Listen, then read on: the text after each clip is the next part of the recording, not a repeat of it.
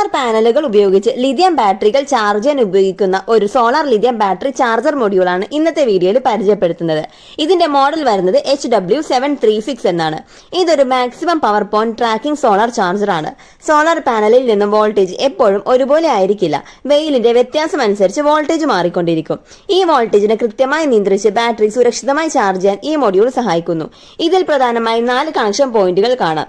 Solar, battery, system out, micro USB port എന്നിവയാണവ. ഇതിന്റെ പ്രധാന പ്രത്യേകതകൾ MPPT സാങ്കേതിക വിദ്യ തന്നെയാണ്.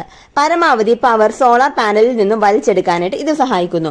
ബോർഡിൽ ചെറിയ LED ലൈറ്റുകൾ ഉണ്ടാകും. ചാർജിംഗ് നടക്കുമ്പോൾ ചുവപ്പ് നിറവും ചാർജ് പൂർത്തിയാകുമ്പോൾ പച്ചയോ നീലയോ കത്തും. ബാറ്ററി ഓവർചാർജ് ആകാതിരിക്കാനും ഈ മൊഡ്യൂൾ സഹായിക്കുന്നുണ്ട്. പിന്നെ വളരെ ചെറുതായതുകൊണ്ട് ചെറിയ സോളാർ പ്രൊജക്ടുകൾക്ക് ഇത് മികച്ചതാണ്. ഈ ഒരു മൊഡ്യൂളിനെ കുറിച്ച് കൂടുതൽ വിവരങ്ങളും അതിന്റെ സർക്യൂട്ട് പിന്നീട് മറ്റൊരു വീഡിയോയിൽ കാണിക്കുന്നതാണ്. വീഡിയോ ലഭിക്കാനായി ചാനൽ മറക്കാതെ സബ്സ്ക്രൈബ് ചെയ്ത് ബെൽ ബട്ടൺ കൂടി എനേബിൾ ചെയ്തോളൂ. Thank you.